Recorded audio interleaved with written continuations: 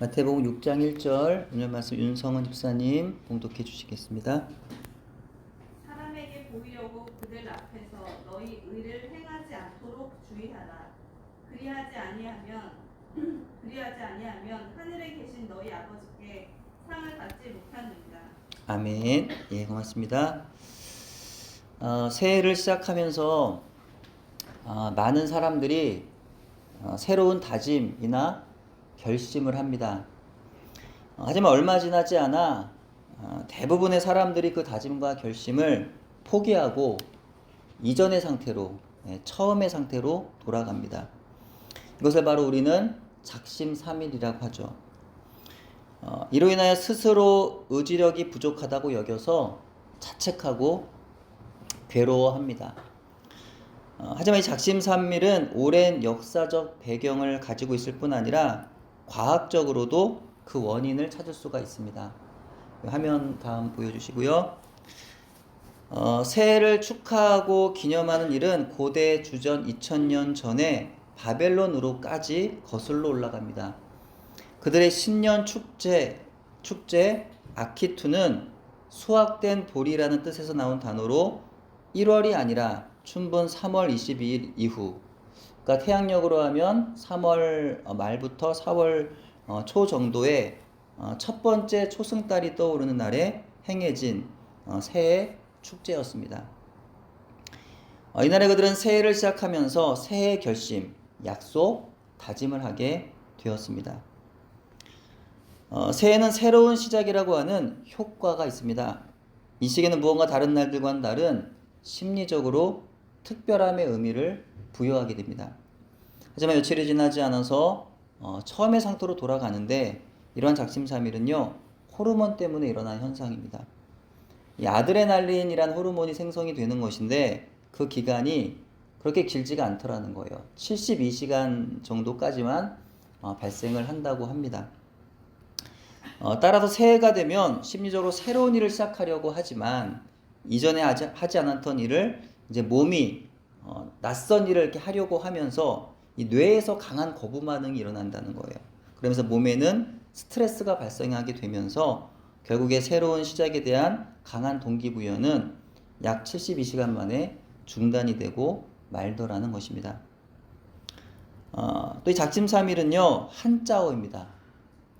하지만 작심삼일이라는 말은요, 우리나라에만 있는 표현입니다. 이 말은 중국의 비아냥에서 온 표현입니다. 고려말 혼란기에 국내 정책이 오래가지 않아 자주 바뀌는 것을 중국이 비꼬면서 말하기를 고려 공사 3일이라 하였다고 합니다. 조선의 세종 때에도 세종대왕은 우리나라 사람들, 즉 관리들이 처음에는 성실하게 일을 잘 하였다가 뒤로 갈수록 나태하여지는 것이, 그래서 일이 흐지부지 되는 것이 고질적인 병폐라고 하면서, 그러니 고려공사 3일이라는 말이 있지 않는 것이냐, 이 말이 헛된 말이 아니구나 라고 말했다고 그 말이 또 세종실록에 기록이 되어 있습니다. 근데 이렇다고 하여서 이 작심삼일이 우리나라 사람들에게만 해당되느냐, 우리나라만 뒤에 흐지부지 되고 우리나라만 그렇게 나태하냐, 그게 아니라는 겁니다. 예, 주변 이웃 나라들 또 전 세계인들이 다 그렇더라는 거예요. 예, 미국에서도 영국에서도 중국이나 일본에서도 그 어느 나라에서도 이 작심삼일이라는 표현을 하지 않을 뿐 그들 역시도 이 세 가지 목표들에 있어서 대부분의 사람들이 작심삼일이 되더라는 겁니다.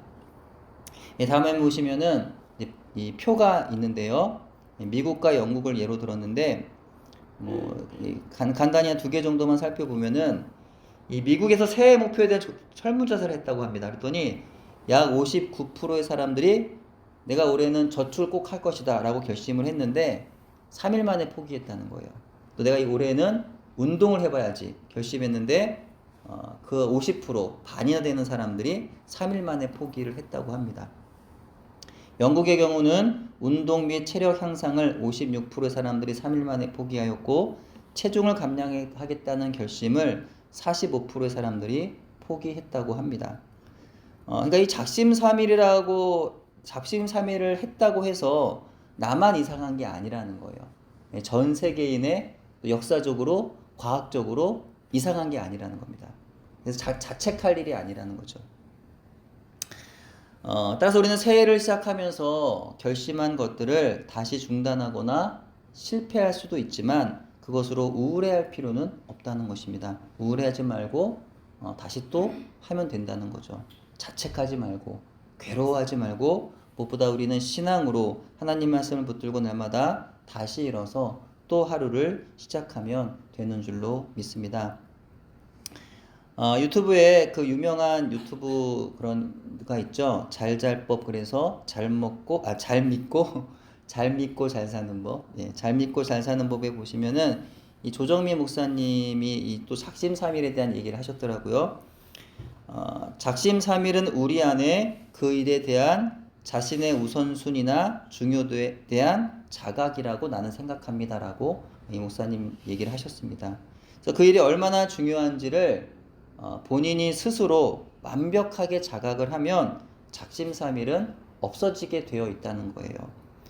예를 들어 사랑하는 사람을 만나면 사흘만 만나는 사람 없다는 거죠. 예, 3년도 되고 30년도 되고 급기야 결혼을 해서 평생을 살게 됩니다. 따라서 작심삼일은 비난할 일은 아니라는 거죠. 사실은 의지가 없는 것이 아니라 그 일에 내가 가치를 두지 않고 있는 것이지. 내가 그 일에 정말 생사가 담긴 일이고 내가 그 일이 정말 죽고 사는 일이라고 정말 가치 있는 일이라고 생각이 된다면 사흘이 아니라 3년도 할 수 있고 30년도 할 수가 있다는 거예요. 문제가 되지 않는다는 겁니다.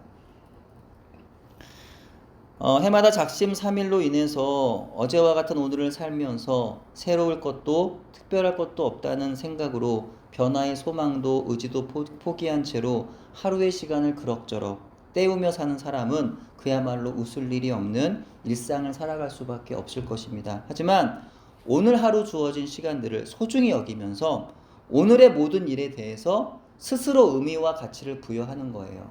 스스로. 이거 의미 없어가 아니라 다 의미 있는 일입니다. 그죠? 다 의미 있고 가치 있는 일이라고 생각을 하면서 최대로 어제와 다른 일상을 누리며 살아보려고 변화의 소망과 의지를 가지고 사는 사람은 웃을 일 없는 일상도, 웃을 일이 있어야 웃지요가 아니라 웃을 일 없는 일상도 웃을 수 있는 일상으로 바꾸어 살 수 있게 되는 것입니다. 다음에 보시면은 갈라디아서 6장 9절 말씀이 있는데요. 같이 읽을게요. 시작. 우리가 선을 행하되 낙심하지 말지니 포기하지 아니하면 때가 이름에 거두리라. 아멘. 여기서 선이 무엇일까요? 선. 선을 행하되 낙심하지 말라고 했습니다. 그럼 선이 뭔가요? 선. 우리가 이것을 행할 때 낙심하면 안 됩니다. 근데 이 선이 뭔가요? 아마도 바울 사도의 의도에 의하면 또 이 성경의 어떤 그 양쪽의 그 앞뒤의 그 맥락을 보면 여기서 선이라는 것은 아마도 복음을 의미하는 것이라고 여겨져요. 그래서 이단 사상이라든지 율법주의가 아니라 순수한 복음, 순수한 말씀을 따라 살아감에 있어서 낙심하지 말라는 겁니다. 내가 주의 말씀, 하나님 말씀을 지금 내가 지금 따르고 있다면 낙심하지 말라는 거예요. 포기하지 말라는 거예요. 하나님 말씀 따라서 끝까지 포기하지 말고 계속 가라는 겁니다. 예수님을 믿고 살아가는 성도들의 모든 삶에 있어서 포기하지 말라는, 내 마음에 예수를 믿고 하나님을 경외하는, 하나님을 예배하는 모든 사람들의 삶에 있어서, 그리고 또 그 사람들의 모든 삶에 있어서 포기하지 말라는 의미로 받아들여도 될 것입니다. 인생의 문제 앞에서 하나님은 우리의 인생을 포기하지 않으시는데 우리가 자신의 인생을 스스로 포기하는 경우가 얼마나 많은지 모릅니다. 나의 건강을 포기하고 나의 진로를 포기해버리고 나의 관계를 포기해버리고 나의 재정을 포기해버리곤 합니다. 하지만 내가 포기하지 않는 한 하나님께서는 반드시 우리에게 좋은 날 열어주실 줄로 믿습니다. 이 믿음을 가지고 올 한 해 잘 걸어가는 여러분 되시기를 주의 이름으로 축복합니다. 오늘의 본문 말씀은 하나님 아버지께 상을 받지 못하는 사람이 누구인지에 대해서 가르쳐 줍니다. 이것을 반대로 이야기하면 하나님 아버지께 상 받는 사람이 누구인지도 가르쳐 주는 것이 됩니다. 사람에게 보이려고 그들 앞에서 너희의 의를 행하지 않도록 주의해라. 그리하지 아니하면 하늘에 계신 너희 아버지께 상을 받지 못하느니라 라고 했습니다. 일부러 남들이 보는 앞에서 선행을 하는 일이 없어야 된다는 거예요. 그러면 하나님께서 상을 주시지 않을 거라는 겁니다. 선한 일을 함에 있어 그것이 연극이 되지 않게 하라는 겁니다. 연기하지 말라는 거예요. 남들 보이도록. 그럼 하나님이 기뻐하지 않으신다는 거예요. 여러분 상 좋아하십니까? 예. 어떤 상이 좋으세요? 상 받아보셨어요? 어떤 상 받아보셨어요? 어떤 상 받을 때 좋으셨나요? 저는 학교 다니면서 우등상을 한번 받아보고 싶었는데 한 번도 못 받았습니다. 예. 아쉽게도. 예. 그래도 당시에는 크게 의미를 두진 않았지만 나중에 생각해 보면 초등학교 때 6년 개근상을 받았어요. 그래서 그때 당시에 여러분은 초등학교 때 그 개근하면 어떤 상 주는지 모르겠지만 저희 학교에서는 5편을 줬어요. 5편. 5편 사진을 상으로 줬습니다. 그래서 제가 5편을 그때 받았던 기억이 있는데 그래서 초등학교 6년 개근상 받았고 또 중고등학교 때까지 지각이 몇 번 있었어요. 그 지각이 3번 되면 한 번 결석 처리가 되거든요. 예, 저희 때는. 그래가지고 지각이 몇 번 있었기 때문에 개근은 못했지만 뭐 정근 뭐 비슷한 뭐 12년 동안 그래서 결석은 한 번도 없었다는. 그래서 어떻게 좀 지금 가끔 생각해 보면 어떻게 그럴 수 있었을까? 좀 그래도 그 정도 좀 대단했다. 뭐 우등상 같은 건 못 받았을지라도 뭐 그래도 열심히 다녔다. 뭐 그런 생각을 할 때가 있습니다. 상을 받는다는 건요 좋습니다. 그렇죠? 그것이 무엇이든 그동안의 나의 노력이나 열심을 인정받는 거잖아요. 그렇죠? 아, 내가 그만큼 뭐 노력했구나. 그래도 열심히 했구나라는 걸 인정받는 거예요. 그만큼 다른 사람들보다 더 많이 노력했고 더 많은 성취를 이뤘다고 하는 증거가 되는 거기 때문이죠. 게다가 많은 사람들부터 축하와 인정을 받을 수 있기 때문입니다. 근데 저와 여러분처럼 하나님의 자녀들에게 있어서 가장 좋은 상은 하나님께 받는 상인 줄로 믿습니다. 하나님께 상 받는 새해. 너무 기대가 되고 가슴이 뛰지 않으십니까? 여러분 모두 올 한 해 하나님 앞에 상 받는 해 되시기를 주의 이름으로 축복합니다. 근데 하나님께 받는 상에는요 2가지가 있어요. 이 세상에서 받는 상과 이후에 하나님의 나라에서 받는 상이 있습니다. 하나님은요 우리가 때로는 오해하는 경우가 있는데 하나님은 저 나라 가면 거기서 상을 주시는 거야. 뭐 영적인 상을 주시는 그거 아닙니다. 이 땅에 사는 동안에도 상을 주신다는 거예요. 예. 그리고 하나님은 이 땅에서만 상 주시는 거냐? 그것도 아니고 하나님 나라 가면 또 상이 있다는 겁니다. 우리가 사람들에게 대상을 받고 뭐 금상, 우수상, 우등상, 효도상, 뭐 독서상 그런 게 있더라고요. 독서상, 뭐 인기상, 예, 뭐 이런 상을 받지 못하더라도 하나님이 주신 상은 받아야 되지 않겠느냐. 하나님이 주시는 올해의 믿음상, 올해의 순종상, 올해의 인내상, 올해의 겸손상, 올해의 사랑상. 우리 올해 연말에 이런 거 한번 해볼까요? 예, 올해의 뭐 감사상 뭐 이런 거. 예. 이런 상들을 우리가 사람으로부터가 아니라 하나님께 받아야 하지 않겠나. 우리가 바로 그 상을 받기 위해서 올해도 열심히 달려가야 하지 않겠느냐. 다음 화면이요. 근데요, 예수님 당시의 유대인들 가운데에는 이 하나님께 상이 아니라 사람들께로도 상 받기 원하는 사람들이 있었어요. 예. 유대인들이 그렇게 하나님을 경외하고 하나님을 사랑하며 하나님 말씀대로 살아갔던 사람들이지만 그들 가운데 그 하나님, 그들이 경외하고 있는 하나님이 아니라 사람에게 상 받기 원하고 사람에게 인정받기 원하고 사람에게 칭찬받기 원하는 부류의 사람들이 있었다는 거예요. 성경의 그 대표적인 사람들이 바로 서기관들과 바리새인들이었습니다. 뭐 전부가 그런 건 아니겠죠. 그들 중에도 어느 정도 일부가 그러지 않았겠냐라는 생각을 하는데 어쨌든 서기관들과 바리새인들 가운데 그런 사람이 상당히 많이 있었다는 거예요. 말이 좀 이상한가요? 아까는 일부라 그랬다가 또 많았다고 얘기를 했는데 예. 어쨌든 이 사람들은요 스스로 높이는 걸 좋아했어요. 내가 스스로 높아지는 걸 좋아했어요. 잔치집에 가게 되면 가장 윗자리에 가서 앉으려고 했습니다. 누구보다 위에 가서 앉으려고 했어요. 기도할 때도, 금식할 때도, 구제할 때도 그들은 언제나 사람들이 알도록 자신을 드러냈습니다. 이들은 사람들의 존경과 백성들의 칭송을 받기 위해서 공적인 장소에서 종교 행위를 하는 것을 즐겨했던 사람들이었습니다. 하지만 예수님 말씀하시기를 그들과 같이 공개 석상에서 사람들의 관심을 얻으려는 마음으로 하는 모든 예배와 모든 봉사는 하늘에 계신 아버지께로부터 상을 얻지 못할 것이라고 분명히 말씀하고 계셨던 것입니다. 그 뒤로 이어진 말씀에 가난한 자들에 대한 자선, 기도, 금식, 경건 등에 대해 말씀하셨는데 이와 같은 활동들은 나의 신앙과 의로움을 발전시키는 데 있어서 없어서는 안 되는 중요한 것들입니다. 하나님은 하나님 안에서 신실하게 이와 같은 경건을 실천하는 성도들 혹은 제자들을 보상하십니다. 상을 주신다는 거죠. 하지만 위선적으로 그것을 행할 경우 하나님으로부터 오는 상은 없음을 말씀하고 계시는 거예요. 외식하는 자라는 용어는 본래 헬라 시대의 무대에 섰던 연극 배우들에게 주로 사용되었던 표현들이었습니다. 이들은 다양한 마스크를 쓰고 서로 다른 역할을 연기했어요.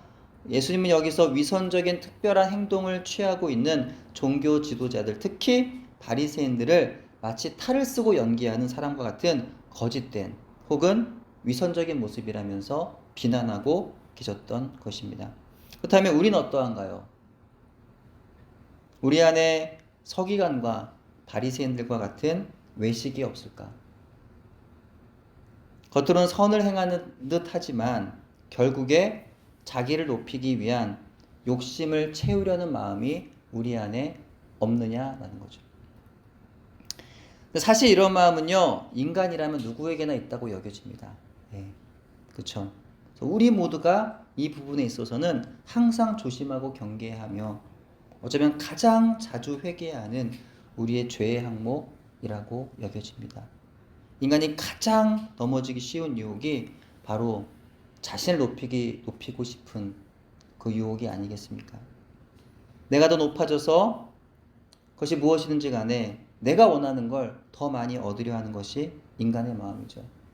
저마다 이 욕망 때문에 하나가 되지 못해요. 교회 안에서도 자주 오해가 생기고 분란이 생기며 다툼이 일어나는 가장 큰 이유가 여기 있다고 말해도 틀리지 않을 것입니다. 그래서 예수님은 그 유혹에 넘어가지 않도록 조심해라 말씀하시는 거예요. 하나님께서 기뻐하시는 선행을 행하면서 그 유혹이 틈을 타지 못하게 하라는 것입니다. 우리가 참으로 깨어서 경계해야 하는 것은 어쩌면 교회 밖에 있지 않을 수 있습니다. 왜냐하면 교회 밖의 악은 겉으로 드러나요. 그래서 우리가 조금만 주의하면 저건 악이야, 저건 하면 안 돼라고 판단이 됩니다. 그래서 피할 수가 있어요. 하지만 교회 안에 틈을 타고 들어온 악은요, 선으로 가장하기 때문에 피하기가 어렵습니다. 동의하시죠? 누가 보아도 아름답고 선한 일로 보이는데 그 영광을 하나님이 아니라 자기가 취하고 있는 거예요. 그것을 하나님께 상을 받지 못한다는 겁니다. 교회마다 겸손하게 봉사하시는 성도님들이 계세요. 사실 이것이 칭찬을 받을 일이 아니라 당연한 것일 수 있습니다. 왜냐하면 교회의 직분이라는 것은 모두가 섬기는 자리이기 때문입니다.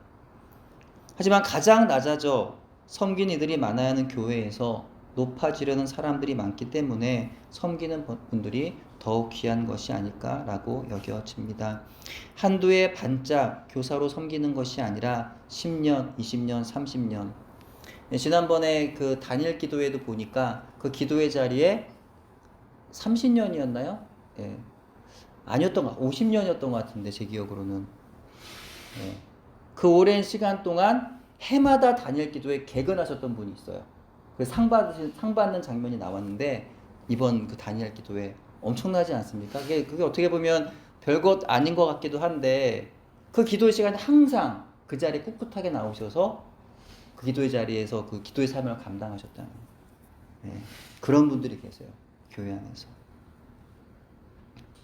예, 또 그 오랜 시간을 또 교육부서에 오셔서 그 어린아이들의 영적인 성장을 위해 늘 기도해주고 늘 사랑으로 그렇게 교육하시는 교회학교의 선생님들이 계십니다. 평생 주님의 교회를 기도로 섬기고 식당 봉사로 섬기시는 권사님들이 계십니다. 예, 평생을 겸손히 또 목사님들과 성도들을 도와서 묵묵히 섬겨주시는 장로님들도 계십니다. 목사님들 가운데에는 자기는 절대 받으려 하지 않으시는데 이렇게 막 퍼주는 거 좋아하시는 목사님들 계세요. 퍼주는 거 이렇게 항상 누가 오셔도 막 이렇게 뭐 있는 거 다 이렇게 내주시는 그런 목사님들 계십니다. 그런 이렇게 은사를 가지는 분들이 꽤 계시는데 지난 금요일에 저와 아내는 신해교회를 다녀왔습니다. 이 강인남 목사님 얘기를 잠깐 드리는데요. 예, 김장철만 되면 우리 가정에 김치를 엄청나게 주시는데 지난번에도 거의 뭐 우리 김장을 다 해주시는, 그래서 너무 고맙고 또 죄송해서 또 심부름 겸해서 사례를 하려고 갔는데 극구 안 받으시고 이렇게 돌려주셨기 때문에 받을 수가 없었고 그냥 돌아오고 말았습니다. 나중에 다른 방법으로 드려야 되겠다고 아내와 이야기하면서 돌아왔는데요. 교회 안에 이런 분들이 계시기 때문에 하나님의 교회가 설 수 있다는 거죠. 예수님을 닮은 목사님들, 예수님을 닮은 성도님들, 그들이 예수님처럼 낮아져서 머리 대신 예수님 안에서 함께 지체를 이루어서 서로 돕고 서로 이렇게 섬기니까 비로소 교회가 아름답게 설 수 있게 되는 것이라고 여겨집니다. 근데 교회 안에서 다른 모양의 목사님들이나 성도님들도 계세요. 이분들의 직분은 명예가 되고 그분들의 직분은 권력이 되곤 합니다. 그야말로 바리새인처럼 높은 자리에 앉게 바라는 분들이 있습니다. 교회가 그리스도의 사랑 안에서 하나님 말씀에 순종하는 것이 아니라 목사 한 사람 또는 몇몇의 장로들의 욕심에 따라 움직이는 경우가 있습니다. 교회가 하나님의 말씀을 중심으로 서는 게 아니라 인간의 정치로 서는 경우가 있습니다. 이런 교회는 하나님께 상 받을 수 없다는 거예요. 이런 목사, 이런 성도는 하나님께 상 받을 수가 없다는 것입니다. 하지만 우리는 세상에 사는 동안 하나님의 상을 받기 위해서 살아야 합니다. 세상에서 주는 상은요, 안 받으면 그만입니다. 하지만 하나님 주시는 상은 예수님을 믿는 그분의 백성이라고 한다면 모두가 그 상을 받기 위해서 달려가야 합니다. 그럼 우리의 평생의 소원이자 삶의 목표가 있다면 바로 예수 그리스도 안에서 우리에게 주어지는 하나님의 상인 것입니다. 다음 화면 빌립보서 3장 14절 같이 읽습니다. 표대를 향하여 그리스도 예수 안에서 하나님이 위에서 부르신 부름의 상을 위하여 달려가노라. 아멘. 여러분, 믿음이란 무엇인가요? 믿음. 여러 가지로 우리가 정의하죠. 신앙생활이란 무엇인가요? 계속 달려가는 겁니다. 뭐라고요? 계속 달려가는 거예요. 멈추지 않는 겁니다. 힘든데 좀 멈추지 뭐. 아니라는 거예요. 물론 때로는 의도치 않게 넘어지거나 실패해서 멈출 때가 있습니다. 때로는 뭐 몸이 아프거나 뭐 어떤 의도치 못한 또 생각지 못한 일로 쉬어갈 때도 있습니다. 하지만 믿음이라는 것은 기본적으로는 우리를 부르신 부름의 상을 바라보면서 쉼없이 달리는 거예요. 쉼없이 달리는 겁니다. 뭐 은퇴하시는 분들에게 또 그런 말씀들 하죠. 은퇴 이후에도 계속 달리는 거라는 또 그런 말, 충성, 끝까지 충성해라 이런 말들을 하는데 그 믿음의 경주가 다하는 그날, 그때 비로소 우리 쉬는 거예요. 그날에 비로소 예수님의 품에 안겨서 우리는 상을 받으며 그 품에서 쉬게 되는 것입니다. 히브리서 11장 6절 읽습니다. 시작. 믿음이 없이는 하나님을 기쁘시게 하지 못하나니 하나님께 나아가는 자는 반드시 그가 계신 것과 또한 그가 자기를 찾는 자들에게 상 주시니심을 믿어야 할지니라. 아멘. 믿음이 무엇인가요? 또 신앙생활이란 무엇인가요? 바로 하나님이 계신 것을 믿는 것입니다. 그리고 하나님을 찾는 자들에게 하나님이 상 주시는 분이심을 믿는 것입니다. 그렇기 때문에 우리는요, 믿음의 경주를 포기할 수 없어요. 힘들어도, 외로워도, 고단해도, 실망스러워도, 화가 나도 포기할 수 없습니다. 왜요? 하나님이 계시기 때문에. 그 하나님 반드시 그날에 우리에게 상 주실 것이기 때문입니다. 우리는 그 상 받기를 바라며 오늘 열심히 달려가야 하는 것입니다. 근데 우리가 그날에 하나님 주시는 상을 받으려면 어떻게 살아야 한다는 것인가요? 그것이 바로 오늘의 본문 말씀이에요. 바로 예수님의 부르심에 따라 빛의 사명을 감당하고 소금의 사명을 감당하며 우리는 살아야 합니다. 하나님의 선한 백성으로 지금 여기서 오늘을 살아야 합니다. 근데 낮아져서 그렇게 살라나, 낮아져서 겸손히 섬겨야 한다는 거예요. 나를 자랑하거나 나를 드러내서는 상을 받을 수가 없다는 것입니다. 예수님 우리에게 너희 세상의 소금이여 빛이라 말씀하셨어요. 예수를 믿고 따르는 모든 그리스도인들에게 예수님께서 원하시는 삶의 결론이 바로 이 말씀입니다. 세상의 빛과 소금이 되려고 애쓰고 노력하라는 의미가 아니에요. 세상에서 높아져서 영향력을 발휘하라는 의미도 아니에요. 내 안에 예수님을 모신 사람들의 그 본질적으로 가지고 있는 그 빛과 소금의 모습 그대로를 자연스럽게 그렇게 드러내며 살라는 것입니다. 예, 이것은 나를 드러내는 것이 아니라 나는 죽고 예수님만 드러나도록 하라는 것입니다. 다음 화면입니다. 오늘의 교회 이재현 목사님의 책 위대하지 않은 선한 그리스도인을 찾습니다. 에서는 다음과 같이 전합니다. 그리스도인인 우리는 위대한 삶이 아니라 선한 삶으로 부름을 받았다. 모두가 위대하기를 바라고 그리스도인들마저 위대하기를 꿈꾸지만 우리는 위대한 삶이 아니라 선한 삶으로 부름을 받았다는 것입니다.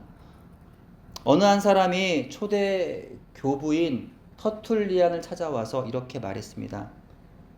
저는 이미 그리스도 앞에 나왔습니다. 하지만 제 직업은 옳지 않습니다. 일을 계속해야 할지 그만둬야 할지 모르겠습니다. 저도 살아야 하니까 어쩔 수 없잖아요. 이 말에 터툴리안은 이렇게 대답했다고 합니다. 꼭 살아야 하겠습니까? 터툴리안의 대답이요 매우 충격적이었습니다. 근데 이것이 대부분의 그리스도인들이 가지는 생각 아닐까요? 예수를 믿으면서 자기가 살려고 합니다. 자기가 인정받으려 하는 거예요. 자기가 주목받으려 하는 거예요. 자기가 칭찬받으려 하는 것이고 자기가 더 많이 가지려 하는 것입니다. 자기가 더 높이 오르려 하는 것입니다. 그것이 오늘 우리의 부끄러운 신앙의 현주소 아니겠느냐 하는 거죠. 그것이 우리가 새해를 시작한 이 시점에서 가장 먼저 뜯어고치고 변화되어야 할, 가장 먼저 회개하고 그리스도에게로 돌이켜야 하는 지점 아니겠느냐 하는 것입니다. 참 그리스도인이라면 나는 죽고 나를 통하여 예수님이 드러난 인생을 마땅히 살아야 하지만 내가 살려고 하니까 고민이 많은 겁니다. 예수님을 드러내긴 해야 되겠는데 나도 살아야 되겠어요. 그러니까 고민이 많아요. 내가 살아야 해서 그리스도인이지만 옳지 않은 직업 포기할 수 없습니다. 내가 살아야 하니까 그리스도인이지만 윗사람이 옳지 않은 지시도 거절할 수가 없습니다. 내가 살아야 하니까 그리스도인이지만 세상의 즐거움들 포기할 수 없습니다. 내가 살아야 하니까 그리스도인이지만 이웃의 어려움들 외면하게 되는 것입니다. 또 이 모든 것이 바로 사람에게서 상을 받으려 하기 때문에 일어나는 현상이더라라는 겁니다. 이제 우리 2024년 한 해 동안 그리고 그 후로도 사람이 아닌 하나님께 상 받기 위해 달려가는 성도가 되어야 할 줄로 믿습니다. 예수 그리스도 안에서 믿음으로 끝까지 하나님의 상을 바라보며 어렵고 힘들어도 기쁨으로 감사하며 이 믿음의 경주를 잘 달려가는, 그래 마침내 세상에서도 그리고 장차 천국에서도 하나님께서 주시는 상을 받아 누리는 저와 여러분 되시기를 주님의 이름으로 축원합니다. 기도합니다. 하나님 감사합니다. 세상을 살아가면서 하나님 믿음이라 무엇인가요? 또 신앙생활은 무엇인가? 항상 우리가 질문하며 살아갑니다. 하나님 오늘 이 세상을 살아갈 때 정말 우리가 세상 가운데 세상의 그런 사람들의 생각과 그들의 방식대로 사람들 위에 누구보다 높이 누구보다 많이 높아지고 가지려 하는 인생이 아니라 그래서 그들로부터 상 받는 것을 꿈꾸며 세상에서 위대해지기를 소망하는 그런 인생이 아니라 하나님께 상 받는 인생, 세상에서는 비록 낮아지고 또 비록 어렵고 또 억울한 또 그런 일들을 통해서 비록 세상 가운데서는 내가 드러나지 않는 그런 삶을 살지라도 그러나 내 안에 계신 예수님이 드러난 인생을 살아감으로 인하여 정말 하나님께 인정받고 하나님께 상을 받는 그런 2024년 또 우리 인생의 길이 될 수 있도록 하나님 역사하여 주시옵소서. 그래서 날마다 하나님께서 인정하시는, 하나님께서 하늘에서 우리를 향하여 박수하시고 응원하시는 그런 인생이 될 수 있도록 인도하여 주옵소서. 감사드리오며 예수님의 이름으로 기도합니다. 아멘.